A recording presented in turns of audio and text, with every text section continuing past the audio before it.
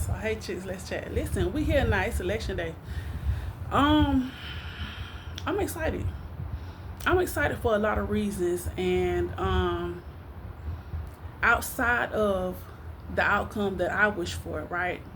I'm excited because number one, for maybe the second time in my life, I have witnessed a person really do, um, pull out all the stops to run a great campaign. Like when I think of a person campaigning, I think of them pulling out all the shots, leaving no stone unturned to sway your opinion and to, make you feel that they are the person for the job, right? And I haven't seen that too many times in my lifetime, right? In terms of elections for even for the city and the states. Even I just haven't seen it. I feel like sometimes people running, they take for granted that their name is enough. Their name gets enough clout that it stands alone, and they don't necessarily put forth the effort, So I have been fortunate to witness a candidate actually, pull out all the stops from social media to, superstars to actually going to people's homes. I mean, I love to see it. To me, the campaign that Kamala has ran, it has really set the bar for what a candidate should be doing when they're running for any level of a political campaign. Like they really should be pulling out all the stops. They really should be showing up as their best self. And I can truly, take my hat off to her and say, hey, you have ran an excellent race outside of what the outcome may show. Because we all know that the outcome depends on a lot of different factors, right? But to sit back and watch what she has done as a woman, it wholeheartedly makes me proud. And then as a black woman, it just adds to that. So on today, I am, happy and peaceful because I got to watch this lady, put her big girl panties on and do her big one. You hear me? She did her big one, and I'm at peace because it's God's will at the end of the day. Whatever he wills, whatever he allows to happen, and you got to understand some things now. You got to really understand some things. He can allow something to happen that we don't like because he's going to allow something else to happen to that person. You know what I'm saying? So a lot of times you got to just sit back and, okay, and hypothetically, if she doesn't win, maybe that's his way of protecting her life. So you have to still respect whatever the outcome is because you never know what God is doing in the background, right? And ultimately, it's what he allows, and we have to respect that.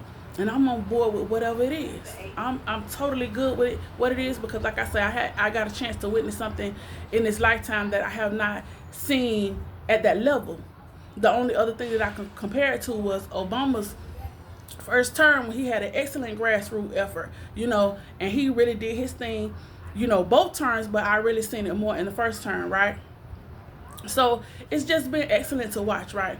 So I said all of that to get to in our family group chat. I think it was my sister just had posted like something that maybe somebody sent her.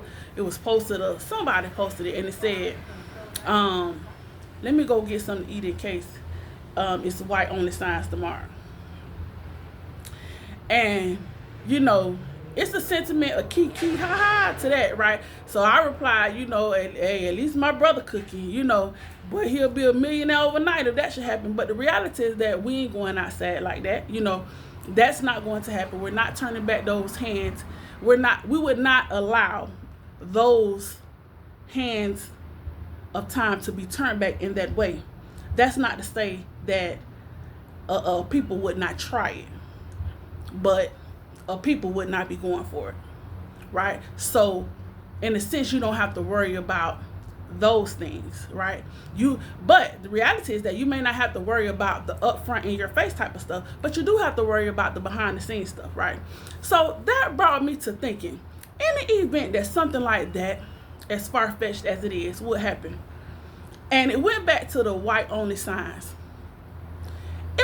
it's funny because all the people who voted for Trump that were of minority descent, don't y'all know y'all wouldn't be in those lines if they said white only? And that made me think about that, back in the day when it was, prejudice, slavery, Jim Crow, that alone would make me not want to vote for him, because you were subject to the same penalties, stipulations, everything that everybody else was. But now all of a sudden, here you are totally ignoring his racial ranks. That goes for Hispanic people, all of the minority people who this man blatantly disrespects, disregards, but yet somehow he still gets your vote. If white only lines come back tomorrow, you will not be allowed in that line. So you think about that when you're casting your vote for that person, because white only means white only. It does not mean Hispanic. It does not mean Cuban. It does not mean anything but what it means. So you will be right in the line with us. So you might want to make sure you voting for the right person. But I said, that's that. But nevertheless, it does, bring back the fact that, we have came a long ways, and I am very, very grateful for the forefathers and our foremothers that, they fought a good fight to get us to this point where we're able to, have elections that include women, that include minorities, that include, that's all inclusive. The fact that we're here now and we're able to have those conversations and those type of elections, like, I'm happy to be a part of that, and I'm very grateful for the people who paved the way and, worked hard and, went to jail and had marches long in the sun, sit-ins. Like, people really did a lot of work for us to be here in this moment, and I don't take that lightly, that people died. People actually died so that we would have these moments. And yes, we do take them for granted. And yes, we do take, we make light of a lot of things, and when, even as I, think about the candidates, when I watch a candidate and he's supposed to be vying for your vote, and all he does is talk negative about other people. He is disrespecting his forefathers who came before him, who actually really wanted to be in that position, who actually really cared and loved the people and wanted to represent the people and wanted to, and actually did hold that office at such high regards that they would never ever get up there and disrespect people in that way. And that's regardless to whatever political party you're voting for, because there was a time when African Americans voted Republican. Yeah, there was a time when the majority of African Americans voted Republican. That's what a lot of people don't know, but that is a fact. Do your research. So along the way, that changed. That's neither here nor there. You vote your morals, you vote your principles, you stand on whatever it is that you believe, and you do what allows you to rest well at night. It will not allow me to rest well at night to pick a candidate who is so angry, who clearly he is showing signs that he struggles very much with mental health issues, and he's not dealing with them. That's a problem. That puts a lot of people at risk. A lot of people have been hurt by his comments. A lot of people have been, A lot of people have been touched by the things that he said, and not in a good way. So I cannot in good conscience vote to elect him to be over a doghouse, let alone over a people, over a great people. I would do myself, and I would do my fellow sisters and brothers a disservice. Not to mention, I would embarrass my ancestors and the people who died and the people who fought and the people who, really, really stood on business so that this moment could even be possible. I would do them a disservice to elect somebody like that. He's not hiding.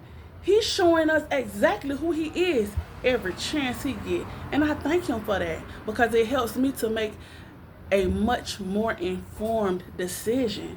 And then it's not about political parties. It's about who you are as a person. I don't care what party you represent.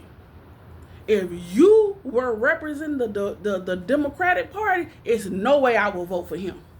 I would not care what party he was representing. It's no way on this glorious green earth of the Lord's. No way. I mean, you have to be able to think beyond the party affiliation and look at that person and see what they stand on, their moral composition, what they stand on, how they treat people, how they think, their mindset. Like, it's scary. It's scary when I watch him, and I just say, man, if that was my dad, I would be giving my dad some help, because clearly he needs some. If my dad starts showing up like that any day at any time, starts talking crazy, talking sideways, saying all kind of stuff out the way like that, I'm gonna give him some help. So yeah, be at peace with whatever God allows, right? And just know that, hey, when tomorrow comes, we all have to get up and do the same thing that we would have to get up and do no matter what.